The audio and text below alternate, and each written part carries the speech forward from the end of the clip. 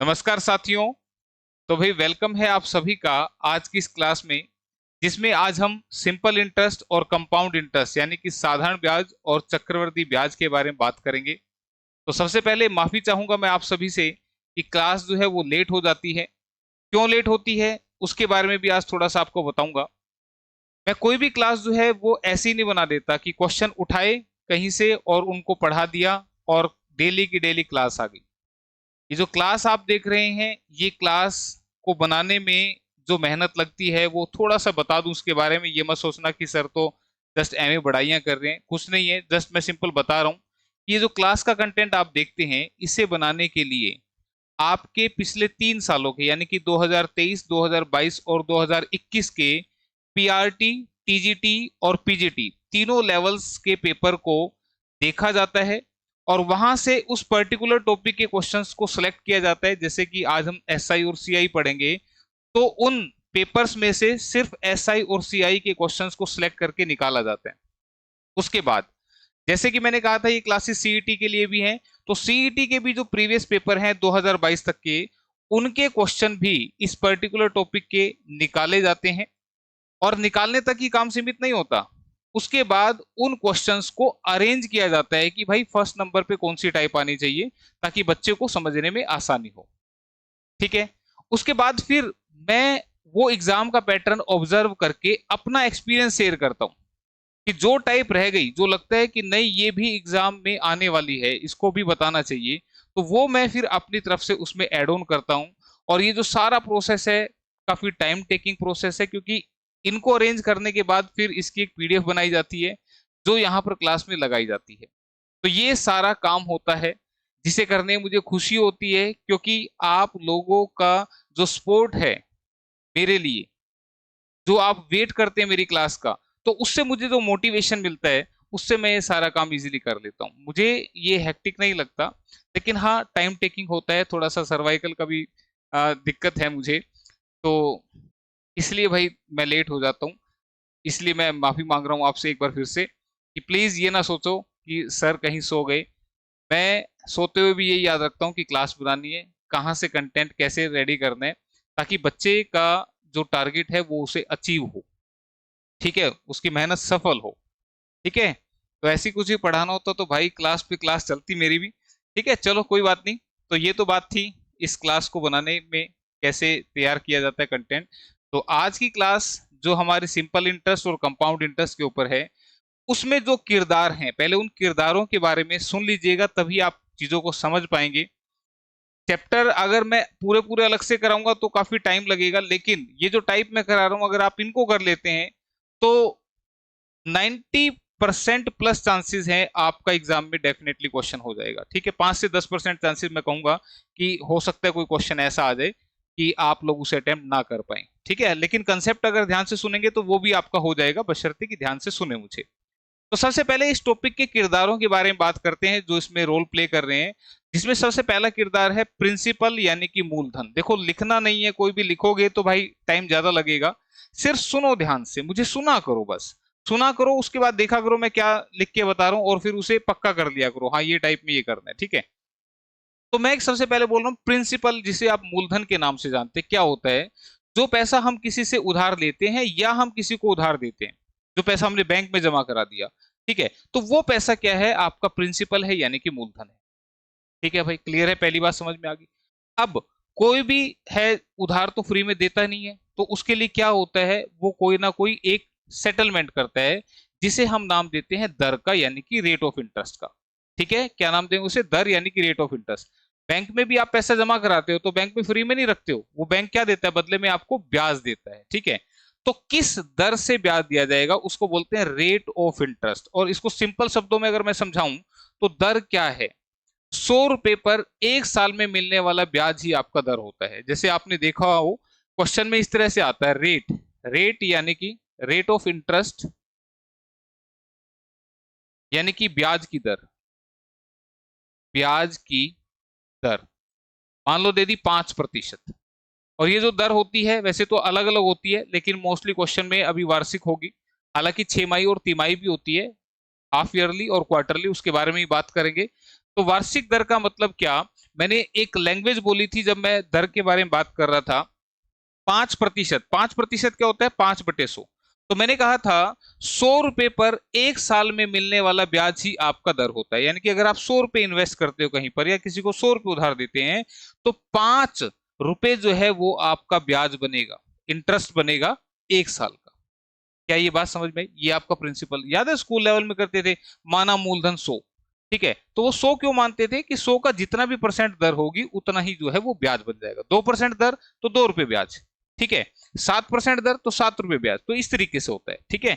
तो दर 100 रुपए पर एक साल में मिलने वाला ब्याज ही आपका क्या होता है? दर, यानी कि रेट ऑफ इंटरेस्ट। ठीक है।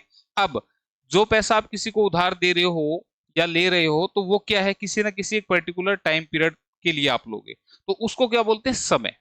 ठीक है। आपने वो कितने दिन के लिए लिया या कितने महीने के लिए लिया या कितने साल के लिए, तो ये सभी जो है वो समय में काउंट होते हैं। ठीक है, कितने दिन, कितने महीने या कितने साल, ठीक है, ये समय में काउंट होंगे। लेकिन जो आपके क्वेश्चन हम सिंपल इंटरेस्ट के सोल्व करेंगे, सिंपल इंटरेस्ट यानी कि साधारण ब्याज के जो भी हम क्वेश्चन सोल्व करेंगे तो उसका जो फॉर्मूला होता है वो सभी बच्चों को मालूम है, हालांकि मैं बता देता हूं एक बार। सिंपल इंटरेस्ट यानी कि साधारण ब्याज, SI मतलब simple interest, which is PRT upon में 100। ठीक है, साधारण ब्याज क्या होता है?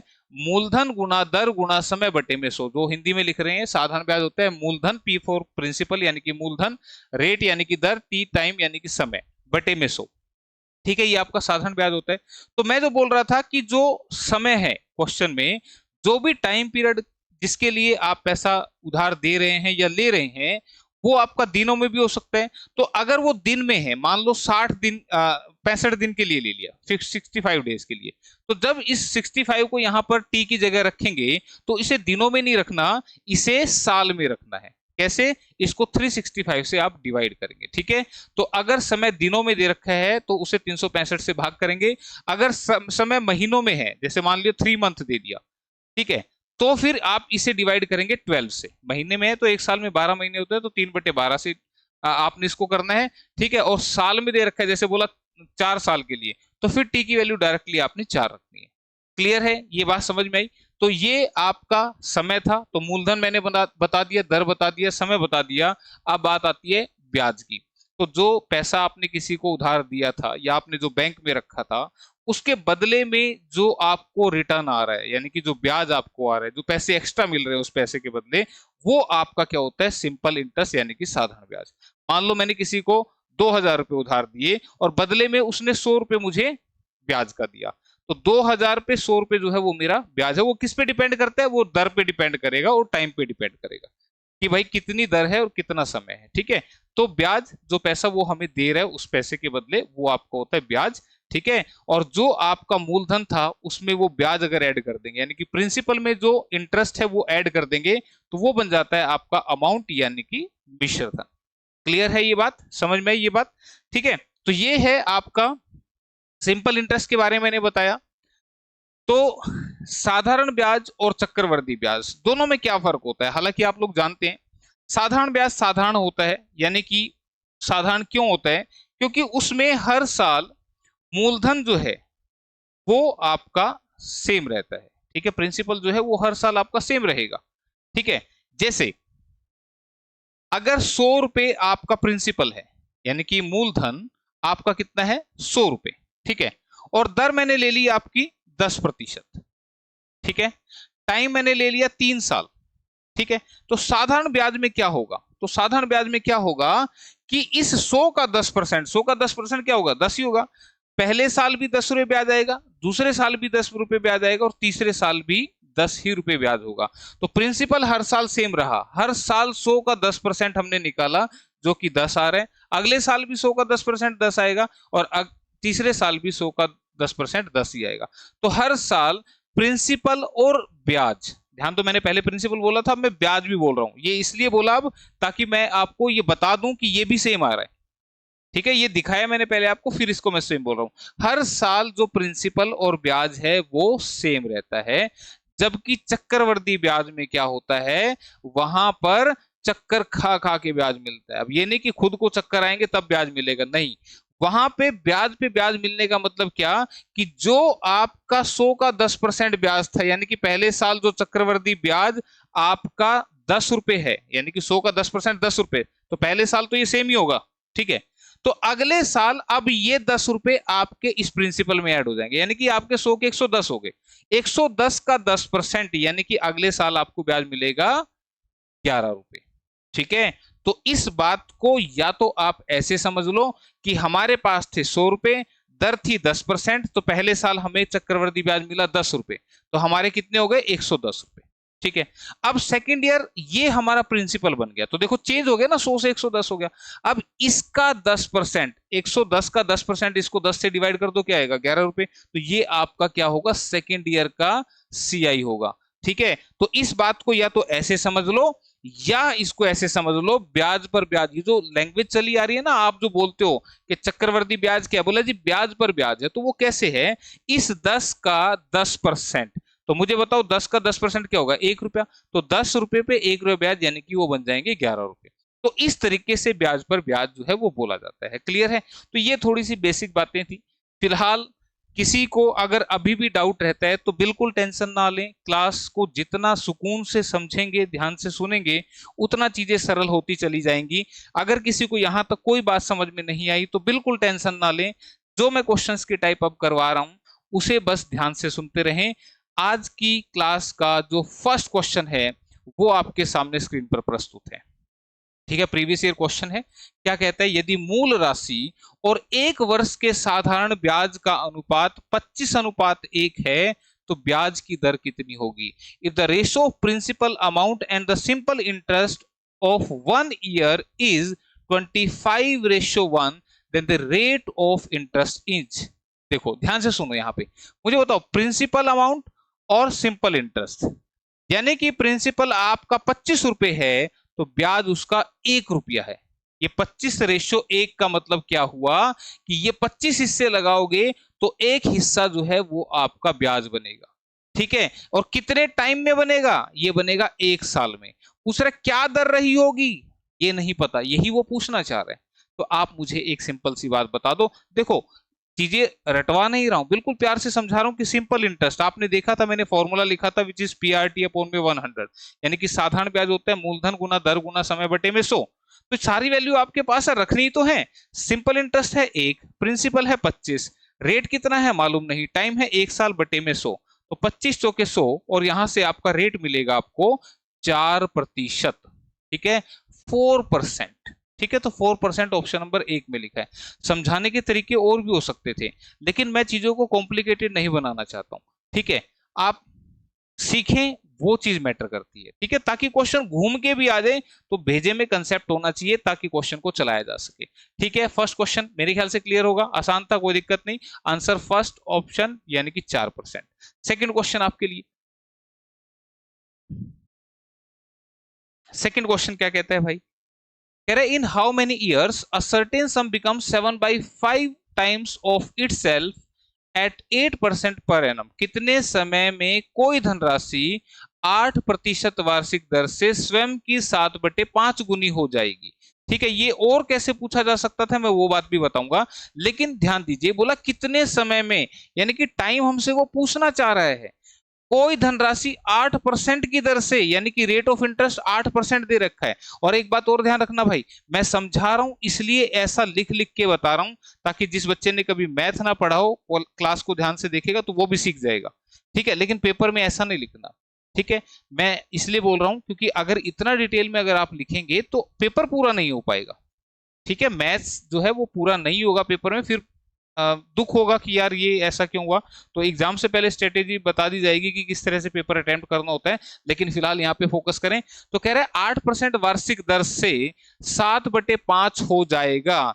इसका मतलब ये है कि मैं 5 रुपए लगा दूंगा तो उसके 7 बन जाएंगे, ठीक है। इस बात को समझें, यहां ये बोल रहे हैं कि कोई धनराशि 7/5 गुना हो जाएगी। इसका मतलब ओरिजिनल तो 5 रुपए थे हमारे पास, ओरिजिनल कितने थे 5 रुपए थे, और वो कितने हो जाएंगे 7 रुपए हो जाएंगे। तो 5 रुपए प्रिंसिपल है और 5 के 7 बने तो 7 आपका अमाउंट है, ठीक है। ये बात समझनी है, कभी 7 को आप सिंपल इंटरेस्ट ले दे, वहां गलत हो जाएगा। अगर वो ये बोलता ना किसी राशि का साधारण ब्याज राशि का 7/5 गुना हो जाएगा। ठीक है, मैं फिर से एक बार बोल रहा हूं, the simple interest become 7/5 times of principal. अगर ऐसा बोलता है कि किसी धनराशि का साधारण ब्याज मूलधन का 7/5 हो जाएगा, तब उस सिचुएशन में ऊपर साधारण ब्याज है मूलधन का, प्रिंसिपल का, तो उसके साथ ये जो है ये नीचे प्रिंसिपल है, तो नीचे वाली वैल्यू वो का जिसके साथ लगा होता है वो होते हैं। तो यहाँ पे ये बात आपको अगर समझ में आई हो तो तुम मुझे बताओ, मेरे पास थे 5 रुपए, उसके बन गए 7 रुपए, तो कितने एक्स्ट्रा बने? 2 रुपए एक्स्ट्रा बने ना। ये 2 रुपए क्या है? यही तो है वो ब्याज, यही तो है वो ब्याज भाई। 5 के 7 बन गए तो 2 रुपए एक्स्ट्रा आएंगे ना मेरे पास, तो वो 2 रुपए क्या है? सिंपल इंटरेस्ट है, साधारण ब्याज है। तो आपसे क्या पूछ रहा था? आपसे पूछ रहा था टाइम पीरियड बता दो, तो आपने फॉर्मूला देखा था, simple interest equal to P into R into T upon में 100। मैंने डायरेक्ट लिख दिया अब की बार, बस इसको काट दो। 5 से काटेंगे 20 पे कटेगा, 4 दूनी 8, 4 पंजे पे कटेगा, 2 से इधर कट गया, ये 5 इधर आ गया, तो टाइम कितना आ गया? 5 साल। ठीक है, क्लियर है? तो 5 साल ऑप्शन नंबर ए में लिखा हुआ है। ठीक, तो यहां पे ये टाइप और कैसे आ सकती थी? कह रहा है, कहेगा कि कितने समय में कोई धनराशि 8% वार्षिक दर से अपने आप की 5 गुना हो जाएगी। ठीक है, ध्यान दीजिएगा, अपने आप की 5 गुना हो जाएगी, इसका मतलब प्रिंसिपल है 1 और अमाउंट हो गई 5। ऐसे भी बोल सकता था, बजाय इसको फ्रैक्शन में लिखे वो ऐसे भी कह सकता था। तो फिर भाई 1 के 5 हो गए तो 4 बढ़ गए ना, तो 4 रुपए क्या है? आपका सिंपल इंटरेस्ट है, साधारण ब्याज है। ठीक है, तो टाइप याद रखना। Next question. अब देखो ये जो डबल वाले क्वेश्चन है सब प्रीवियस ईयर क्वेश्चन है। ठीक है, मतलब यही टाइप आप देख लेना, बार बार पूछी गई है। ठीक, क्वेश्चन है कि कितने प्रतिशत वार्षिक सरल ब्याज की दर से कोई धन 8 वर्ष में स्वयं का दुगना हो जाएगा। लो भाई आगे question, at what simple interest rate percent per annum will a sum of money doubles in 8 year. ठीक है, प्रिंसिपल डबल्स यानी कि पी है 1, अमाउंट होगी 2, तो ब्याज कितना हुआ? 1 रुपया। ठीक है, क्लियर है? ब्याज मिल गया, तो कितने प्रतिशत दर से, दर पूछ रहा है, तो इसका मतलब सिंपल इंटरेस्ट 1, मूलधन, फॉर्मूला लगा रहा हूं भाई ये वाला, S I equal to P R T upon में 100, डायरेक्ट लिख रहा हूं इसको। ठीक है, तो क्वेश्चन पूछा कितने परसेंट दर से, तो ब्याज है आपका 1, प्रिंसिपल है 1, इंटू रेट कितना है आर, और टाइम कितना है 8 साल, बटे में 100, तो 4 दूनी 8, 4 2500, आर कितना आ गया? 25/2, और 25/2 कितना होता है? 12.5%। ठीक है, 12:1/2%, 12.5% ऑप्शन नंबर 2 में लिखा हुआ है। ठीक है भाई, क्लियर है? ये बात अगर आपको समझ में आ गई तो ये मैंने डिटेल लिखी थी, लेकिन कुछ बच्चे होंगे क्लास में सोच रहे होंगे, बोला ऐसे तो यार पूरा पूरा लिखना पड़ेगा, ऐसे थोड़ी बात बनेगी। तो अब वो तरीका बताता हूँ जिससे क्वेश्चन बूझबानी हो जाएगा। कुछ भी नहीं करना पड़ेगा, लेकिन समझाने के लिए थोड़ा सा लिख रहा हूँ कि कोई धनराशि अपने आप की 2 गुनी हो जाएगी। 2 गुनी थी ना? जब भी क्वेश्चन ऐसा आ जाए ना, कोई धनराशि अपने आप की 2 गुनी हो जाएगी, 3 गुनी हो जाएगी, 7 गुनी हो जाएगी, तो उस केस में आप देखो हमारे पास है 100 और वो हो जाएंगे 200। कितने बढ़ गए भाई? 100 बढ़ गए। ठीक है, इसको ऐसे ना लिखते, इसको ऐसे लिख देते हैं, कितने बढ़ गए? 100 बढ़ गए। और 100 बढ़े कितने साल में? 8 साल में। तो रेट ऑफ इंटरेस्ट क्या होगा? 100/8, जितने बढ़ गए बटे में ये 25, 2, 12.5%। तो ये लिखने की भी जरूरत नहीं थी, लेकिन ये करना जब भी है जब ऐसा बोले दुगना, तिगुना, 5 गुना, तब होगा ये ऐसा। ठीक है, क्लियर है? यही क्वेश्चन में अगर बोलता कि कितने टाइम में 4% दर से वो डबल हो जाएगी, ध्यान दो फिर से मैंने क्या बोला, कितने टाइम में, अब की बार टाइम पूछ लिया। ठीक है, अब की बार ये पूछ रहे हैं दर है 4%, कितने टाइम में, तो भी तरीका सेम रखना है। नीचे 4 आ जाएगा, 4 से काटूंगा 25 पे कटेगा, तो आ जाएगा यहाँ पे 25 साल में। ठीक है, तो ध्यान देना यहाँ पे अगर समय दे रखा है तो इस डिफरेंस को 100 और 200 के डिफरेंस को समय से डिवाइड कर दें, अगर दर प्रतिशत दे रखी है तो दर से डिवाइड कर दें, आपके पास आंसर आ जाएगा। क्लियर है? ठीक है, तो यहां पर ये रेट की जगह टाइम आ जाएगा। तो 2 टाइप मैंने यहां पर बताई है। क्लियर है? चलो फिर अगला क्वेश्चन देख लेते हैं।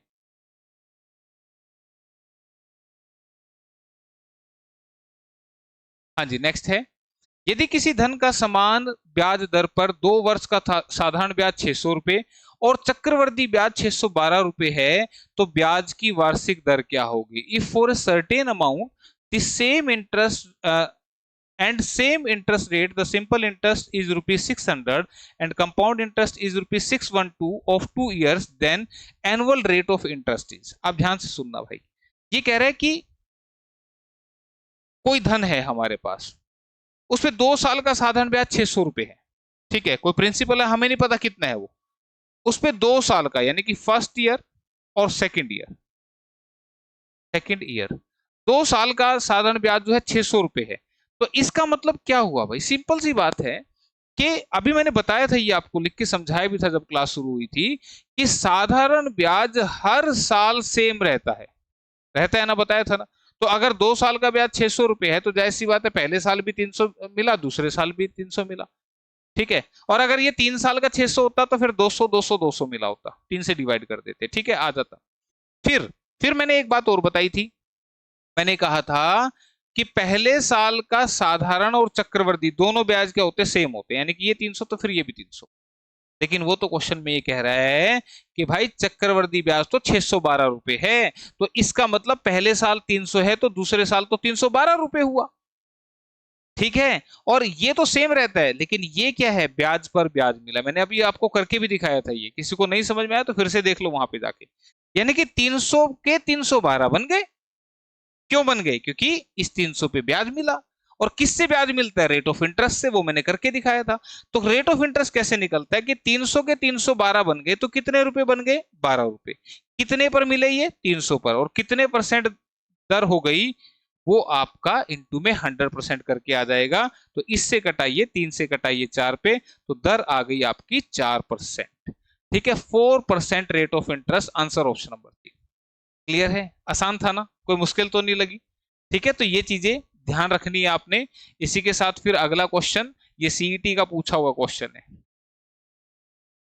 ठीक है। क्वेश्चन कह रहा है कि अ sum of rupees 800 amounts to rupees 920 in 3 years at simple interest. If the interest rate is increased by 3%, it would amount to how much? ये कह रहा है कि 800 रुपए की एक राशि 3 साल में साधारण ब्याज पर 920 रुपए हो जाती है।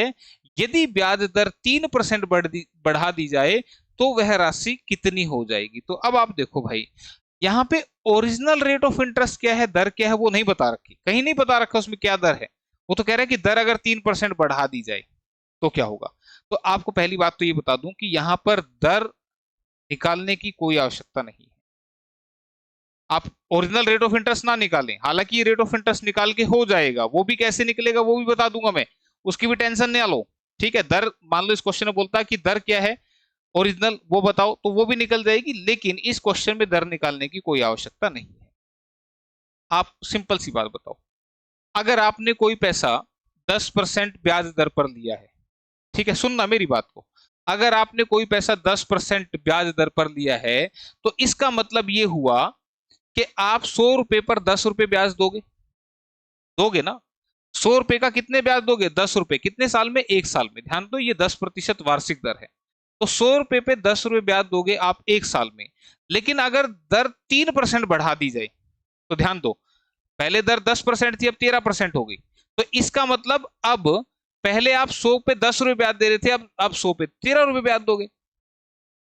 तो मेरे कहने का मतलब ये है कि जितनी दर बढ़ेगी उतना ब्याज बढ़ जाएगा। तो अगर दर 3% बढ़ गई तो 3 रुपए ब्याज बढ़ गया 1 साल में। ध्यान दो, मैंने बोला यहां पे 100 का 10 रुपए ब्याज है 1 साल में, और यहां 100 का 13 रुपए ब्याज है 1 साल में। तो 1 साल में अगर 3% दर बढ़ी तो इसका सिंपल सा अर्थ इतना हुआ कि 3% ब्याज जो है वो ज्यादा देना पड़ेगा। कितने साल में, 1 साल में। तो फिर 2 साल में 3 का डबल यानी कि 6% ब्याज ज्यादा, 3 साल में 3 तिया 9% ब्याज। तो 3 साल में 3% दर से 9% ब्याज जो है वो आपको ज्यादा देना पड़ेगा।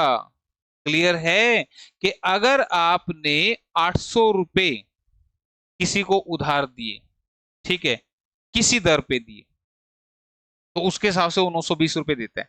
लेकिन अगर आप दर 3% बढ़ा दोगे तो उस सिचुएशन में 3 रुपए ब्याज बढ़ेगा 1 साल का, तो 3 साल का 3 तिया 9 रुपए ब्याज बढ़ेगा, और ये 9% ब्याज बढ़ेगा किसका, इस प्रिंसिपल वैल्यू का। होगा। ध्यान दीजिएगा, ये खास बात है कि भाई पहले 800 पे 800 के 920 रुपए बनते थे। अब 800 के 9% ज्यादा बढ़ा के, तो 800 को 9% ज्यादा बढ़ाऊंगा तो इसका मतलब 72 रुपए बढ़ेंगे।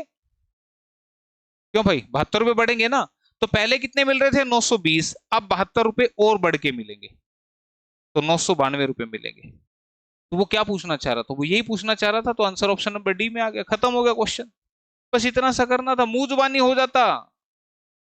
भाई 800 पे 3% अगर दर बढ़ेगी तो 3 साल में 9% दर बढ़ जाएगी, तो 800 का 9% यानी कि 72 रुपए और बढ़ जाएंगे।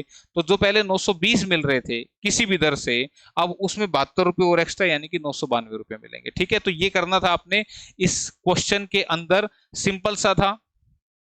और कोई बच्चा कहे कि नहीं सर हमें दर भी निकाल के दिखाओ, हालांकि क्वेश्चन खत्म हो गया, लेकिन फिर भी मैं बता देता हूं कि प्रिंसिपल है आपका कितना, 800 रुपए, अमाउंट है आपकी 920 रुपए। ठीक है, ध्यान दो, 920 रुपए है, यानी कि यहाँ पे 120 रुपए जो है वो क्या हो गया, सिंपल इंटरेस्ट हो गया। कितने टाइम में हुआ ये, 3 साल में हुआ। तो मुझे दर अगर ज्ञात करनी है तो मुझे बताओ 3 साल में 120 रुपए आपका ब्याज है, तो सिंपल इंटरेस्ट पीआरटी अपॉन में 100 होता है। सिंपल इंटरेस्ट 120, प्रिंसिपल है 800, रेट मालूम नहीं, टाइम 3 साल बटे में 100। इसको जब हम सोल्व करेंगे, 2 जीरो से 2 जीरो कट गई, 3 से ये 40 पे कटा, 8 से ये 5 पे कटा, तो रेट ऑफ इंटरेस्ट हो गया आपका 5%। ठीक है, तो दर निकालना पड़ जाए तो इस तरीके से निकाल सकते हो। हालांकि अगर कोई भी क्वेश्चन ऐसा आ जाए कि दर बढ़ा दी जाए या दर घटा दी जाए, तो उस सिचुएशन में ओरिजिनल रेट ऑफ इंटरेस्ट निकालने की आवश्यकता नहीं होती। ठीक है, क्लियर है ये बात। तो ये आपने करना था इस क्वेश्चन में। नेक्स्ट क्वेश्चन,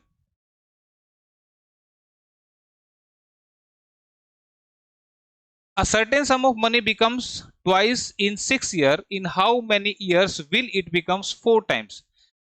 कोई निश्चित धनराशि 6 वर्षों में 2 गुनी हो जाती है, तो बताइए वह 4 गुनी कितने वर्षों में हो जाएगी। तो देखो भाई, ये वाला अगर टाइप आपका आ जाता है तो इसके लिए एक छोटी सी ट्रिक लिख लो। हालांकि मैं पूरा कंसेप्ट अभी नहीं समझा रहा हूँ, कंसेप्ट समझाऊंगा तो वीडियो ज्यादा लंबा हो जाएगा। बस इस बात को याद रखें, this is n1 minus 1 upon में n2 minus 1 equal to r1 upon में r2। ये पहली ट्रिक है, बताऊंगा ये क्या है। n1 minus 1 n2 minus 1 equal to time 1 upon में टाइम 2। ये है दूसरी ट्रिक। ठीक है, इन दो ट्रिक्स पे क्वेश्चन आता है आपका, ये क्लियर। ये n1 क्या है, n2 क्या है, ये सब समझाऊंगा। r1 r2 ये क्या है, दर। t1 t2 क्या है, ये है आपके टाइम यानी कि समय। ठीक है, अब क्वेश्चन समझेंगे। कोई निश्चित धनराशि 6 वर्षों में 2 गुनी हो जाती है। 6 वर्षों में, तो ये वाला क्वेश्चन है आपका। तो T1 की वैल्यू क्या है, 6 साल, और दुगनी हो गई तो N1 की वैल्यू है 2। ठीक है, जितने गुनी हो जाएगी वो है आपकी N1, और बाद में कितने गुनी हो जाएगी वो है आपका N2। ठीक है, तो N1 क्या है यहाँ पे, 6 साल में 2 गुनी हो जाती है, तो N1 की वैल्यू क्या लेनी है आपने, 2 गुनी। टाइम कितना लेना है, 6 साल। तो वह बताइए वह 4 गुनी कितने साल में हो जाएगी, 4 गुनी, तो N2 की वैल्यू क्या है, 4, कितने साल में हो जाएगी ये आपसे पूछ रहे हैं। ठीक है, तो ये वाला लगा दिया। इसी में अगर यहाँ पे दर आ जाती, बोला कि 6% दर से 2 गुनी होगी, तो फिर ये वाला लग जाता, बस यहाँ पे टाइम की जगह दर आ जाती बस। ये n1 n2 मेरे ख्याल से अब आपको पता लग गए होंगे। तो 2 में से 1 गया 1, 4 में से 1 गया 3, तो डायरेक्टली भी आप लिख सकते हो इसको कि सीधा ही, यहाँ 2 था तो 1 कम करके लिख दो, यहाँ 4 गुना था तो 4 से 1 कम करके 3 लिख दो, तो डायरेक्टली लिख सकते हैं आप। ठीक है, तो यहां से x की वैल्यू क्रॉस मल्टीप्लाई करेंगे तो 18 साल, तो 18 ईयर का समय लगेगा। यहाँ पे आंसर ऑप्शन नंबर डी में लिखा हुआ है। क्लियर है, समझ में आ गया, आसान था क्वेश्चन। तो इसी पर बेस्ड आपका अगला क्वेश्चन है। अब देखो ये कौन करके दिखाएगा, जल्दी से करो। क्वेश्चन क्या कह रहा है कि a certain sum becomes 7 times in 12 years, then how many times will it becomes in 42 years? कोई निश्चित धनराशि 12 वर्षों में 7 गुनी हो जाती है। 7 गुनी कितने साल में, 12 साल में। तो कह रहा था बताइए वह राशि 42 वर्षों में, 42 वर्षों में कितने गुनी हो जाएगी। अब की बार उसने ये वाला पूछ लिया। ठीक है, तो ट्रिक आती है तो आप कर सकते हो। क्लियर, तो 7 में से 1 गया, कितना आएगा, 6 आएगा। 6 से काटा, 2 पे कटा, 2 से काटा, 21 पे कटा, x माइनस 1 21 आ गया। x की वैल्यू ये 1 उधर जाके प्लस हो जाएगा, तो 21 से 1 22। 22 गुनी हो जाएगी। आंसर ऑप्शन बी में सजा रखा है। ठीक है, यही पूछ रहा था भाई कितने गुनी हो जाएगी। क्लियर? तो ट्रिक आती है तो क्वेश्चन भी आसान है। तो ये कुछ टाइप थी हमारी सिंपल इंटरेस्ट की। तो अगला जो क्वेश्चन अभी आपके सामने बोर्ड पर आया है, ये क्वेश्चन हमारा है चक्रवृद्धि ब्याज का, यानी कि कंपाउंड इंटरेस्ट का। लेकिन इस चीज को समझने के लिए देखिए यहां पर ये त्रैमासिक लिखा हुआ है। ठीक है, त्रैमासिक दे यानी कि क्वार्टरली का कंसेप्ट है। तो ये कंसेप्ट आपका सिंपल इंटरेस्ट में भी लागू होता है और कंपाउंड इंटरेस्ट में भी लागू होता है। तो फिलहाल मैं एक बार इसको हटा दूं, क्योंकि यहाँ पे पहले कंसेप्ट समझना जरूरी है। ठीक है, कंसेप्ट क्या होता है?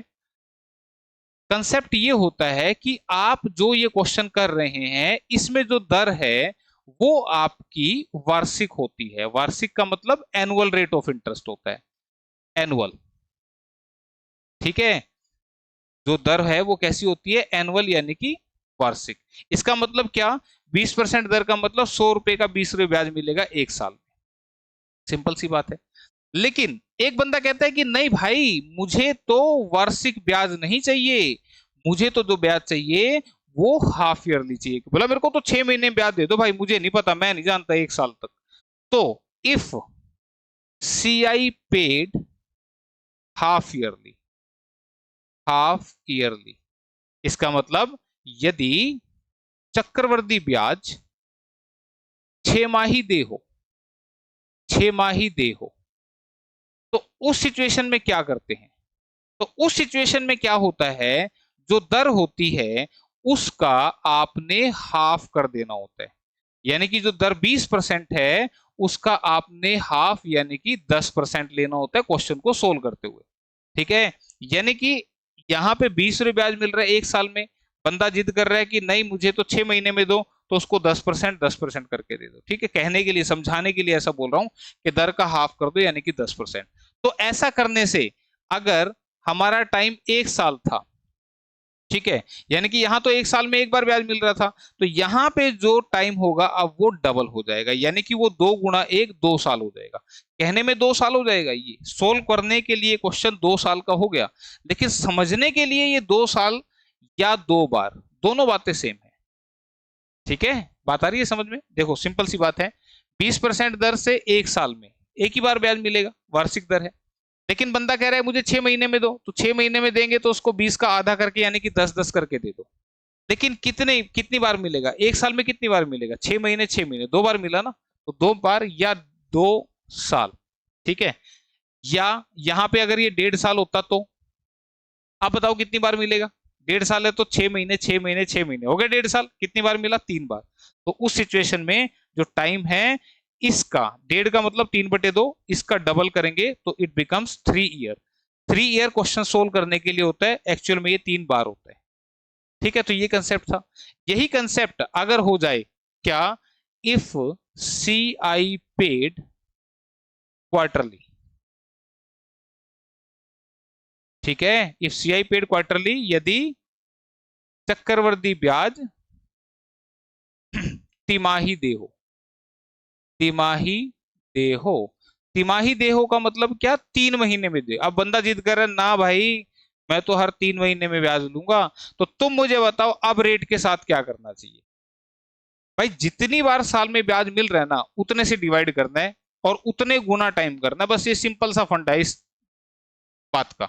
ठीक है, मुझे बताओ 3 महीने में ब्याज मांग रहा है, तो साल में 3 महीने 3 महीने 3 महीने 3 महीने कितनी बार मिला? 4 बार।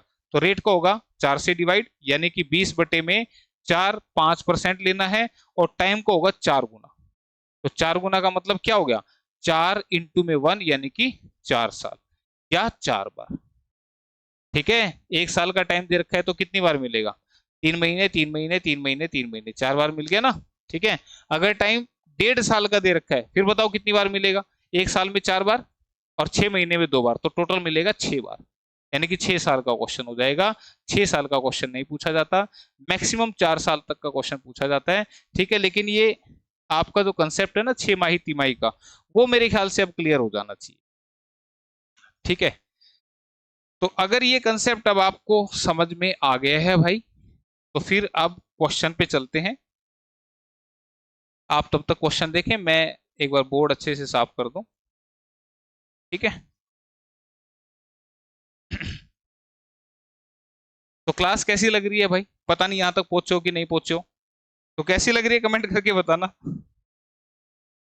क्वेश्चन है कि find the compound interest on ₹16,000 for 9 months at 20% per annum, interest being compounded quarterly. 16,000 रुपए की राशि पर 20% वार्षिक दर से 9 महीने का चक्रवृद्धि ब्याज ज्ञात करें यदि ब्याज दर त्रैमासिक दे हो। तो देखो भाई, अब यहाँ पे सीआई का फॉर्मूला मैंने नहीं बताया था, एसआई का फॉर्मूला मैंने बताया था आपको, सिंपल इंटरेस्ट का फॉर्मूला बताया था, लेकिन चक्रवृद्धि ब्याज का नहीं बताया था। क्यों नहीं बताया था? क्योंकि उसको करने का जो तरीका है वो थोड़ा सा अलग है। क्या तरीका है, सुन लीजिए इस बात को।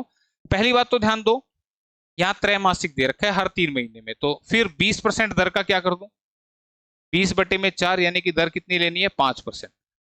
ठीक है भाई। टाइम, टाइम कितना हो गया, 3 बार या 3 साल। नहीं समझ में आया तो 9 महीने के साल बना दो, 9/12, और यहाँ 4 से डिवाइड हुआ तो यहाँ 4 से मल्टीप्लाई होगा। ये बात मैंने आपको बताई थी। ठीक है, रट्टे नहीं मारने, रट्टे मारोगे ज्यादा लंबे नहीं चलोगे। 9 महीने का टाइम है, हर 3 महीने में कोई बंदा ब्याज मांग रहा है, तो कितनी बार ब्याज दोगे, 3 महीने 3 महीने 3 महीने, हो गए ना 9 महीने, यानी कि 3 बार दोगे। तो क्वेश्चन हो गया 3 साल का। तो ये क्वेश्चन बन गया आपका 3 साल का। और 3 साल के लिए सीआई का जो मेथड है उसको हम बोलते हैं 3-3-1 मेथड। ठीक है, हालांकि मैंने शुरुआत में नहीं समझाए, लेकिन नहीं समझाए कोई बात नहीं, मैं अभी समझा दूंगा। What is this 3-3-1 method. और 3-3-1 विधि 3 साल के क्वेश्चन के लिए लगाते हैं, और 2-1 विधि लगाते हैं 2 साल के क्वेश्चन के लिए। ये 3 साल के लिए और ये 2 साल के लिए। ठीक है, तो इससे आपको ये भी समझ में आ जाएगा कैसे। आपका प्रिंसिपल क्वेश्चन में कितना है, 16,000 रुपए। ठीक है, दर कितना दे रखा है, 5%। ध्यान तो 20 नहीं लेना, दर लेना है 5%। तो 5% इस प्रिंसिपल का निकाल दो। जो भी आपका क्वेश्चन में प्रिंसिपल दे रखा हो उसका क्या निकाल दो, 5%, दर के साथ मल्टीप्लाई कर दो। करूंगा तो कितना आएगा यहाँ पे, 16×5 = 80, 10 ये 800 रुपये आ गया। ठीक है, तो ये 800 जो है आपने 3 बार लिखना है। ये पहला 3 जो है ये 3 बार लिखना है। तो कैसे लिखना है, 800 800 800। क्लियर है, पहली बात समझ में आई। ये पहला 3 जो है ये हमने लिख दिया है। अब ये जो 800 आया, इसका फिर से रेट के साथ मल्टीप्लाई करना है। कितना आएगा, 8×5 = 40। ये 40 जो आएगा उसको फिर से 3 बार लिखना है। कंडीशन ये क्या, फर्स्ट लाइन में नहीं लिखना, सेकेंड लाइन में लिखनी है, थर्ड में लिखनी है, और नई लाइन भी नहीं बनानी, एक बार नीचे लिख देनी है। ठीक है, बात समझ में आई। फिर से मैंने क्या बोली कि ये जो दूसरा 3 है इसके लिए क्या करना है, पहली लाइन छोड़ दो, फिर जो आएगा 8×5 = 40 दूसरी में लिखो, तीसरी में लिखो, और नई नहीं बनाना, उसके नीचे लिख दो। ठीक है, अब जो आंसर आया 40, उसका फिर से दर से मल्टीप्लाई करो 5/100 से, इससे घटाइए।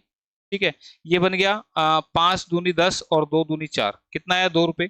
ये लास्ट वाला जो 1 है इसको आपने लिखना है पहली में छोड़ के, दूसरी में छोड़ के, इस पे लिखना है।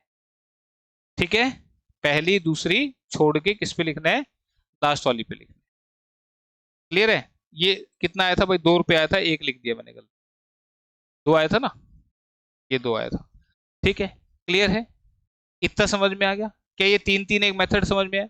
ऐसी 2-1 मेथड 2 साल वाले में पहली वैल्यू को 2 बार लिखेंगे, जो आंसर आएगा उसको फिर फर्दर 1 बार लिखेंगे, पहली लाइन छोड़ के, बस तरीका यही रहेगा।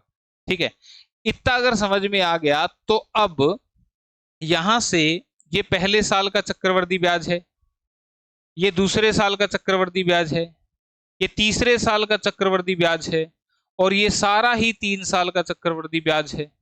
तो हमसे सारा ही चक्रवर्ती ब्याज पूछा था। 800 800 800 कितना बन गया, 2400। 40 40 40 कितना बन गया, 120, और 2 रुपए ये, तो ये बन गए 2×5 = 25, 2522 रुपए।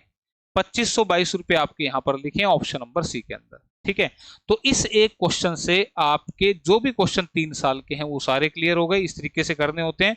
ठीक है, ये आप देख लेना।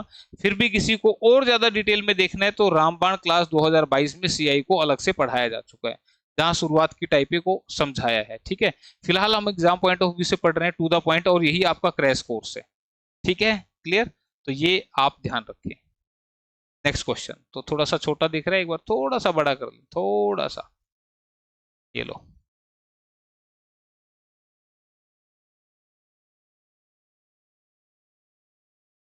याद कर लो बस ये टाइप जो जो करवा रहा हूं। एक निश्चित राशि का 4% वार्षिक दर पर 2 वर्ष के लिए चक्रवृद्धि ब्याज एवं सरल ब्याज का अनुपात कितना होगा? The ratio of compound interest and simple interest on a certain some at the rate of 4% per annum for 2 years. बड़े गजब की चीज अभी बताने वाला हूं तुम्हें। ये भेजे में बिठा ली ना, बहुत से क्वेश्चन तो ऐसे चुटकियों में हो जाएंगे, लिखने की जरूरत नहीं पड़ेगी। याद करो, परसेंटेज में मैंने सिखाया था कि x plus Y plus X Y by 100। ये एक चीज सिखाई थी मैंने कि 2% का क्या नेट इफेक्ट आता है, उसको इस फॉर्मूले से चेक करते हैं, which is x plus Y plus X Y by 100। अब यहां पर थोड़ी सी डिजाइनिंग कर दूं।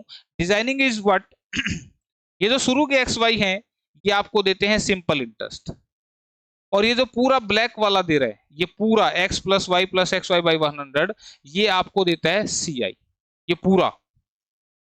और ये क्या है? दिस इज डिफरेंस किसका? सी आई और एस आई का। This is difference. बहुत सी बातें मैंने बताई हैं, हालांकि सारी हो सकता है समझ में नहीं आई हो। ठीक है, मैंने क्या बोला फिर से सुन लो। ये x प्लस वाई ये जो होता है ये आपका सिंपल इंटरेस्ट होता है। बताऊंगा ये क्या होता है, कैसे होता है, अभी सुन लो बस। फिर एक्स वाई बाई 100 और प्लस में एक्स वाई, यानी कि ये सारा ही, ये जो फॉर्मूला मैंने लिखा था ये पूरे का पूरा कैलकुलेट करके क्या आता है? सी आई। और फिर इन दोनों का डिफरेंस देखें तो ये जो चीज है ये आपको होता है डिफरेंस। ठीक है, क्या है ये? क्वेश्चन से समझाता हूं। किसी निश्चित राशि का चक्रवर्ती ब्याज 4% दर से, तो चक्रवर्ती ब्याज क्या होता है? एक्स प्लस वाई, तो 4 प्लस 4, एक्स की वैल्यू भी 4, वाई की वैल्यू, क्यों? क्योंकि हर साल सिंपल इंटरेस्ट तो सेम रहता है, तो 4 और 4 कितना बन गया? 8%। ठीक है भाई। सी आई कितना बन गया? 4 प्लस 4 गुणा 4/100। मैंने क्या बोला? ये वाला एस आई है, ये सारा ही कैलकुलेट करोगे तो सी आई। तो ये बन गया कितना? 4 और 4 8, और ये बन गया 16/100 यानी कि 0.16, तो 8.16%। ये क्या बन गया आपका? सी आई। ठीक है भाई, ये एस आई ये सी आई, और इन दोनों का जो अंतर ले लूंगा यानी कि इनका difference 0.16%। This is difference of C I and S I, ये इनका अंतर है। क्लियर है? इतनी बात समझ में आई? ये जो जितनी बात समझ में आई, तो इसमें क्या पूछ रहा था? वो बोल रहा था कि 4% दर है 2 साल के लिए, चक्रवृद्धि ब्याज और साधारण ब्याज का, चक्रवृद्धि ब्याज और साधारण ब्याज का अनुपात कितना होगा? तो चक्रवृद्धि ब्याज कितना है? 8.16, और साधारण ब्याज कितना है? 8। परसेंटेज दोनों साइड था, हटा दिया। इसका भी परसेंट, ये पॉइंट हटाऊंगा तो नीचे 100 आएगा। सोल्व करेंगे रेशो में तो क्रॉस मल्टीप्लाई होते हैं, रेशो में क्या होते हैं? Cross multiply. 100 इधर मल्टीप्लाई होके कितना बन जाएगा? 800 बन जाएगा। ठीक है भाई, आप काट दो। 4 दूनी 8, 0 4 चौके 16, 4 से 200 पे कटा। फिर से 4 से काट दो, 4 पंजे 20, 4 एकम 4, 4 पंजे 20, 0, तो 5150। 5150 आपका आ गया रेशो, लिख रहा है ऑप्शन नंबर 3 में। यही पूछ रहा था, बस इतनी सी देर लगनी थी क्वेश्चन में अगर आता था तो। ठीक है, 51:50, ऑप्शन नंबर 3। चलो फिर अगला क्वेश्चन देख लो, इसको याद रखना, कभी भूल जाओ, खास चीज थी ये। कोई धन चक्रवृद्धि ब्याज की दर से 15 साल में दुगुना हो जाता है तो कितने वर्षों में यह उसी ब्याज की दर से 8 गुना हो जाएगा? A sum of money doubles itself in 15 years at compound interest, in how many years it will become 8 times at the same compound interest rate? अब रेट ऑफ इंटरेस्ट तो निकालने बैठ मत जाना, ये मोस्ट फेवरेट टाइप है। ठीक है, एग्जाम में यही पूछी जाती है। देखो, जैसा जैसा बोल रहा है वैसा वैसा लिखेंगे। कोई धन चक्रवर्ती ब्याज की दर से 15 साल में दुगना हो गया, यानी कि मेरे पास थे 1 रुपए और वो हो गए डबल, कितने साल में? 15 साल में। ये प्रिंसिपल है, ये अमाउंट है। मेरे 1 के 2 हो गए, कितने साल में? 15 साल में। तो कितने साल में यह उसी ब्याज दर से 8 गुना हो जाएगा, यानी कि कितने साल लगेंगे इसके 8 बनने में? यानी कि 1 के 2 बने थे तो 1 के 8 बनने में कितने टाइम लगेगा, ये पूछ रहा है। तो ये जो टाइप होती है ना भाई, इसमें ये बेसिकली पता है क्या होता है? ये 2 की पावर 1 है, ये 2 की पावर 3 है। ठीक है, ये सेम की पावर बनेगी। देखो 8 जो होता है ना, 2 चौके 8, 2 दूनी 4, 2 एकम 2, 2 की पावर 3 हुआ ना, और यहाँ 2 एक बार है और यहाँ पे 2 है ही नहीं। किसी की पावर 0 होती है, ये बात भी ध्यान रखना। ठीक है, किसी के भी सर पे 0 अंडा टांग देंगे तो वो क्या बनेगा? 1 बनेगा। तो किसी की पावर 0, तो इस 1 को मैं 2 की पावर 0 लिख सकता हूं, यानी कि जो यहाँ बेस बनेगा ना उसी को यहाँ पे भी लिखना है। ऐसा क्यों लिखा? सिखाने के लिए। मैं क्या सिखाना चाह रहा हूं कि भाई 0 से 1 पावर तक जाने में लगे 15 साल, 0 से 1 पावर तक जाने में 15 साल लगे, तो 0 से 3 पावर तक जाना है तो 15 के 3 गुना यानी कि 45 साल लगेंगे। बस खत्म हो गया क्वेश्चन। आंसर ऑप्शन नंबर 4 में लिखा हुआ है बस। और ये बहुत बार पूछा जाता है। ठीक है, देखो जैसे अगला क्वेश्चन, अगला भी सेम क्वेश्चन है, देखो ध्यान से क्या बोल रहा है उस क्वेश्चन में। वो कह रहा है कि एक राशि 7 साल में चक्रवृद्धि ब्याज की दर से 3 गुनी हो गई, तो वह राशि 27 गुना कितने साल में होगी अगर दर सेम है। तो मुझे बताओ एक राशि कितनी हो गई 3 गुनी, कितने साल में 7 गुनी, 7 साल में। तो वह राशि 27 गुना कितने साल में हो जाएगी, ऐसा वो पूछ रहा है। तो मुझे बताओ ये 3 की पावर 1 है, ये 3 की पावर 3 है, ये 3 की पावर 0 है। 0 से 1 तक कितने साल लगते हैं, 7 साल। फिर 0 से 3 तक कितने साल लगेंगे, 7 या 21 साल। बस खत्म हो गया। आसान है बिल्कुल, फ्री के नंबर 4 नंबर ऑप्शन में लिखा हुआ है 21 साल लगेंगे। ठीक है, इजी है, सेम था। अब ये क्वेश्चन भी दिया देखो इन्होंने, यहां पे जैसा चेंज एक पर्टिकुलर टाइम पीरियड में हो रहा है वैसे ही अगले टाइम पीरियड में भी होता है, यही चक्रवृद्धि ब्याज है। कह रहा है 10,000 रुपए चक्रवृद्धि ब्याज के रूप में 5 साल में दुगने हो जाते हैं, तो 20 साल बाद उसी चक्रवृद्धि ब्याज की दर से यह धन कितना हो जाएगा। A sum of money, a sum of rupees 10,000 deposited at compound interest becomes doubles after 5 years. After 20 years the amount will be। तुम मुझे बताओ, आपके पास है 10,000 रुपए, ठीक है, और ये 5 साल बाद क्या हो जाएंगे, डबल। 5 साल में क्या हो जाएंगे, डबल, यानी कि 20,000 हो जाएंगे। ये प्रिंसिपल है, ये अमाउंट है। ठीक है, अब ये 20,000 आपके प्रिंसिपल का काम करेंगे। मैंने बताया था ना कि प्रिंसिपल चेंज हो जाता है कंपाउंड इंटरेस्ट में हर साल। ये फिर अगले 5 साल में कितने हो जाएंगे, डबल, यानी कि 40,000। फिर ये 40,000 प्रिंसिपल बन जाएंगे, अगले 5 साल में क्या हो जाएंगे, 80,000।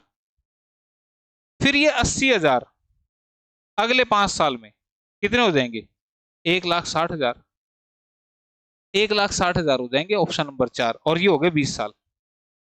जैसा इस पहले 5 साल में हो वैसे ही अगले 5 साल में भी होगा, वैसे ही फिर अगले 5 साल में, वैसे अगले 5 साल में, यानी कि डबल होते रहेंगे, और ये अमाउंट आपका हर बार प्रिंसिपल की तरह काम करेगा। तो 1,60,000, ठीक है, आंसर आ गया इसका। ठीक, क्लियर है, टाइप समझ में आई। नेक्स्ट क्वेश्चन है कि यदि कोई धनराशि वार्षिक चक्रवृद्धि ब्याज के आधार पर 3 वर्षों का चक्रवृद्धि ब्याज जोड़कर 3/3/8 गुनी हो जाए तो ब्याज की वार्षिक दर क्या है। If the amount is 3:3/8 times the sum after 3 years at compound interest compounded annually then the rate of interest per annum। जी देखो भाई, बहुत बढ़िया क्वेश्चन है। क्या कह रहा है कि कोई धनराशि, ये प्रिंसिपल है, बोला 3 साल में 3/3/8 गुनी हो गई, यानी कि ये अमाउंट बन चुकी है अब। ठीक है, 3 साल में चक्रवृद्धि ब्याज जोड़ के 3/3/8 गुनी होगी, तो इस बात का मतलब ये हुआ कि 8 या 24 और 3 27/8 होगी। तो प्रिंसिपल और अमाउंट का रेशो कितना है, 1:27/8। क्या ये बात समझ में आई। ध्यान से सुनना, बड़ा आसान सा है, मैं फॉर्मूले की तरफ नहीं जा रहा, फॉर्मूला देखोगे तो फिर लंबे चक्कर में फंस दोगे। फॉर्मूला होता है, अमाउंट का फॉर्मूला होता है, इसमें अमाउंट होती है P इंटू 1 + R/100 की पावर T। ये अमाउंट निकालने का है। और CI कब निकलेगा, जब अमाउंट में से प्रिंसिपल माइनस होगा, तब जाके CI निकलेगा। यहां जो मैं बता रहा हूं ये सारा फॉर्मूले से ही चल रहा है, बशर्ते कि थोड़ा सा लिखने का अंदाज बदल रखा है। ठीक है, क्या कह रहा हूं मैं कि जब भी ये बोले ना इतने गुनी हो गई, तो पहले वाली वैल्यू को 1 मानना, क्योंकि 1 का जितने गुना भी 2 गुना होगा तो 2 ही होगा, 7 गुना 7 ही होगा, 1.5 गुना 1.5 ही होगा।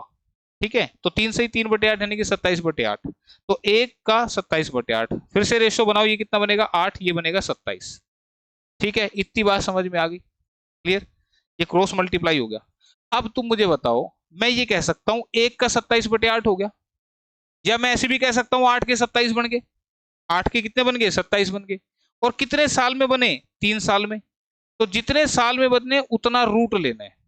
ध्यान दो, ये बात जो मैं बोल रहा हूं ये बहुत इंपॉर्टेंट बात है, याद रखनी है कि जितने साल में बने, अगर ये 2 साल में बनते 8 के 27, तो मैं क्या करता, स्क्वायर रूट लेता है। स्क्वायर का मतलब यहाँ 2 होता है, मिस्टर इंडिया होता है स्क्वायर रूट में। ठीक है, अगर 1 साल होता तो फिर 8 के 27 में ऐसे लिखता, ये 1 साल वाले में, ये 2 साल वाले में, 3 साल वाले में यहाँ क्यूब रूट लिखूंगा, 4 साल वाले में यहाँ 4th रूट लिखूंगा, यानी कि यहाँ पे जो लिखूंगा मैं टाइम को लिखूंगा।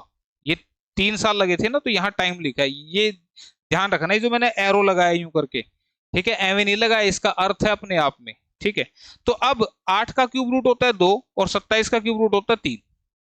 यानी कि 8 क्या है, 2 दूनी 4 दूनी 8, 3 टुकड़े सेम। 27 में 3 3 होती है 27, जितना नंबर लिखा होता है उतने टुकड़े सेम बनाते हैं। ठीक है, तो इसका मतलब अब यहां से दर कैसे निकलेगा कि हमारे 2 के 3 बन गए 3 साल में। तो 2 के 3 बन गए तो कितने बढ़ गए, 1 कितने पर, 2 पर, और कितने, दर निकालने के लिए इंटू 100% कर देंगे तो दर कितनी आ गई, 50%।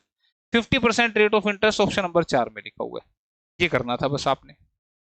आया समझ में? ये कई बातें मैंने यहाँ ऐसी बोली जहां पे बार बार मैं जोर दे के कह रहा था सुन लो, ध्यान से सुन लो, नहीं सुनियो फिर से सुन लेना, क्योंकि इनका इस्तेमाल आगे आने वाले क्वेश्चंस में मैं करूंगा। फिर कहो कि ये कहां से आ गया, कैसे आ गया। ठीक है, क्वेश्चन नेक्स्ट आपके सामने। 10% वार्षिक दर से 3 वर्ष के लिए किसी धनराशि के चक्रवृद्धि ब्याज तथा साधारण ब्याज का अंतर 620 रुपए हो तो मूल धनराशि कितनी होगी? The difference between compound interest and simple interest is ₹620 for 3 years at 10% per year. Then the value, then what would be the principal amount?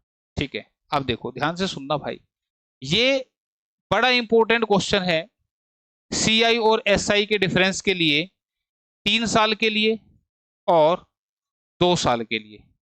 ये लिख लेना भाई,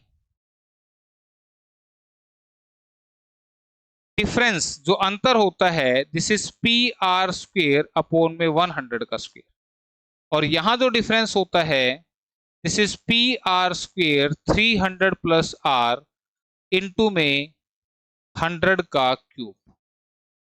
ठीक है, एक को हिंदी में भी लिख देता हूं, अंतर जो होता है वो मूलधन गुणा दर का स्क्वेयर बटे में 100 का स्क्वेयर, अंतर P into R square 300 plus R upon में 100 cube.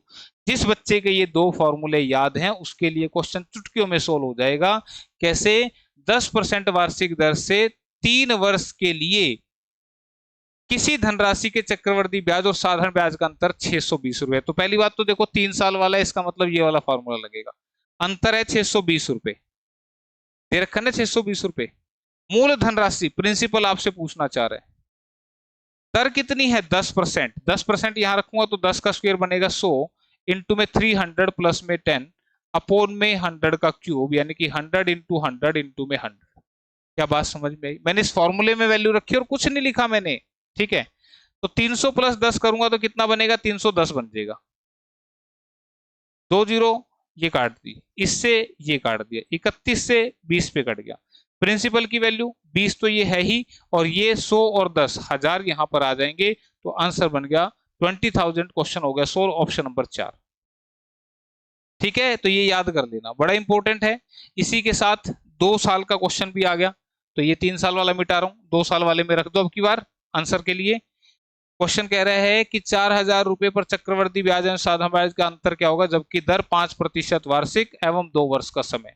What will be the difference between CI and SI on sum of rupees 4,000 for 2 years at the rate of 5%? 4,000 दर है 5%, तो 5 इंटू 5 बटे में 100 इंटू में 100। ठीक है, ये तो याद हो गया होगा। ठीक है, काट दो, 2 जीरो से 2 जीरो कट गई, इससे ये कट गया, 5 से ये 2 पे कट गया, 2 से ये 2 पे कट गया, और 5 दूनी हो गया 10। 10% नहीं, सॉरी 10 रुपए डिफरेंस पूछ रहा था ना। ठीक है, तो 10 रुपए ऑप्शन नंबर 3 में लिखा हुआ है। काट पीट करिए और कुछ नहीं करा भाई, 10 रुपए ऑप्शन नंबर 3। क्लियर? अगला क्वेश्चन,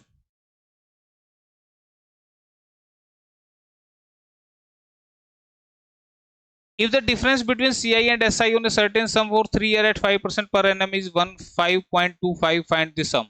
किसी निश्चित धनराशि पर 5% वार्षिक दर से 3 वर्ष के चक्रवर्ती ब्याज और साधारण ब्याज का अंतर 15.25 रुपए है, तो वह राशि यानी कि P आपने बताना है।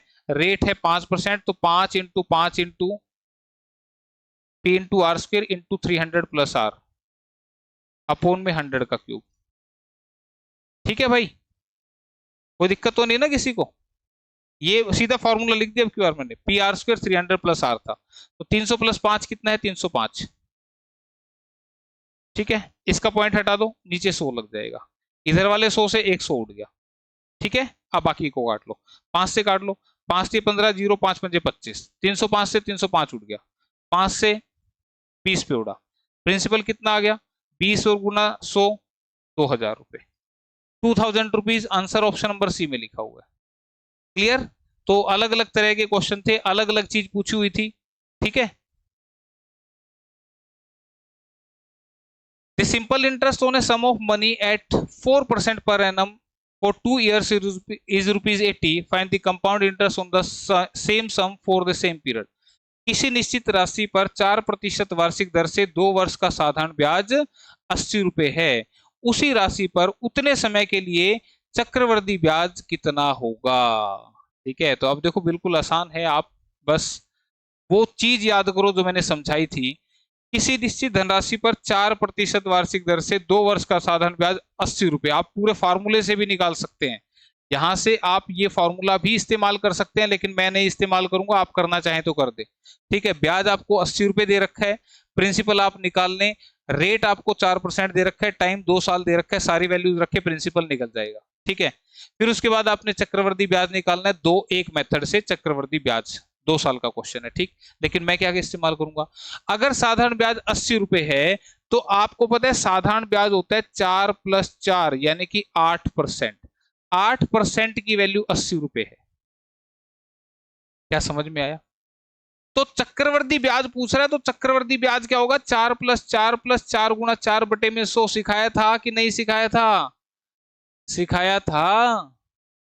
आप देखो यहां ये साधारण ब्याज है, यहां इस परसेंटेज के हिसाब से 8% दर के हिसाब से 8% साधारण ब्याज हुआ, 8% की वैल्यू 80, 8.16% की वैल्यू क्या, तो एक की वैल्यू 80 बटे 8 और 8.16 के लिए इंटू में ये कर देंगे, पॉइंट हटाने के लिए बटे में 100 कर देंगे, 8 से काट देंगे, 8 एकम 8 जीरो, 8 दूनी 16, इस जीरो से ये जीरो कट गई। ठीक है, और काट दें, काट देते हैं, 2 चौके 8, 2 पंजे, नहीं काटो मत, काटो मत, नीचे 10 से पॉइंट लगा लेंगे सीधा। ठीक है, तो 8 दूनी 16, 8 एकम 8 बटे में 10, दिस इज 81.6। ठीक है, 81.6 कहीं लिखा हुआ है, लिखा हुआ है 81.6, ऑप्शन नंबर डी में लिखा हुआ है, तो आंसर ऑप्शन डी रहेगा।